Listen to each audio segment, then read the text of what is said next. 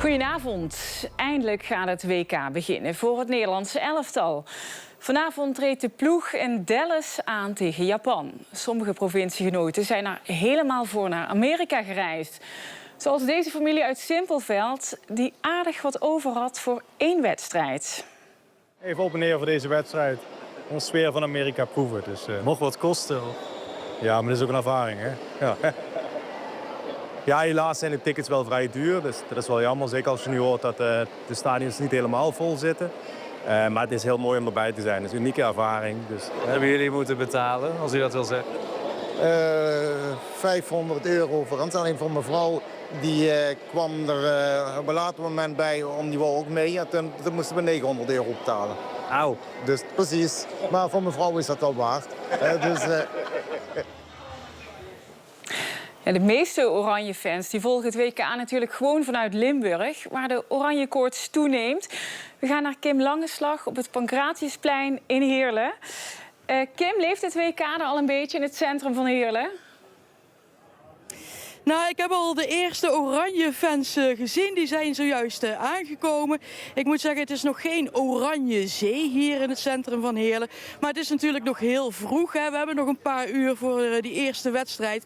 Ik ga eens even vragen aan Vangelis. Die is bedrijfsleider van een van de cafés hier op het plein.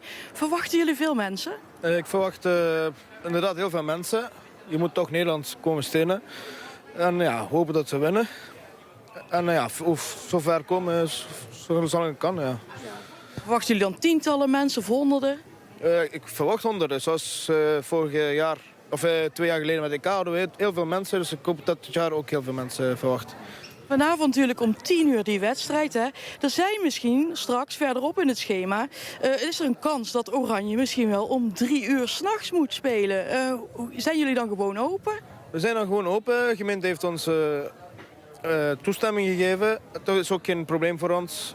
Het is Nederland, we moeten ons steunen. Dus Gewoon een nachtdienstje draaien? Een nachtdienstje draaien, hè. Misschien nog 2, 3 verder in het toernooi.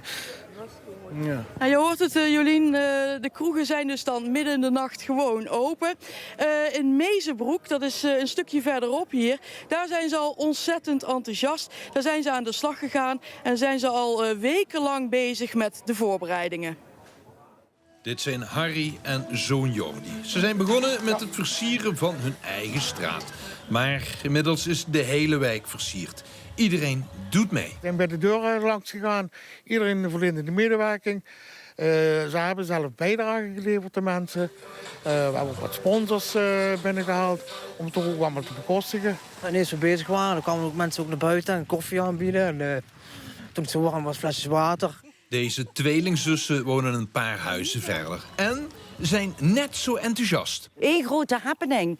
Het is nog beter als Koningsdag. Ik heb even een nachtdienstje gedraaid met voetballen kijken. Ik heb alle wedstrijden gezien tot nu toe. Maar vanmorgen om 8 uur was ik toch wel even moe. Ik denk toch even een paar uur slapen voordat Nederland begint vanavond. Veel landen zijn vertegenwoordigd in deze wijk. Syriërs, Marokkaanse mensen, Tunesiërs, van Curaçao. Die achter de vlag hangen van Curaçao. Een Italiaan. Ja, die heeft wat moeilijker deze dagen, want die zijn helaas niet erbij. Het vertrouwen in Oranje is groot. Ik hoop dat Nederland gaat winnen met 2-0.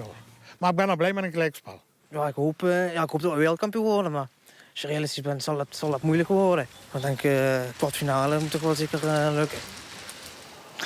Ja, Kim, in Mezenbroek zijn de mensen hoopvol gestemd. Hoe zit dat daar in Heerlen? Verwachten ze een overwinning voor Oranje vanavond?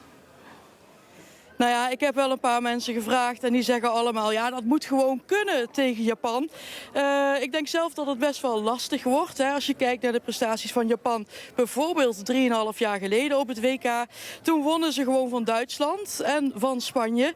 Dus het is toch een ploegje dat echt graag wil. Ze hebben al uitgesproken dat ze in 2050 ook wereldkampioen willen worden. Dus we zullen het zien. Het nieuws van Oranje is dat Memphis Depay helemaal fit is. En de keeper Bart Verbrugge ook. En Koeman heeft aangegeven dat Mark Vlekken de tweede keeper is. Dus dat is ook wel ontzettend leuk dat hij straks misschien wel een keer in actie gaat komen. Nou, we gaan zo meteen opwarmen met Duitsland-Curaçao om 7 uur. En dan vanavond om 10 uur, dan worden dus honderden mensen hier verwacht. Kim, dank je wel.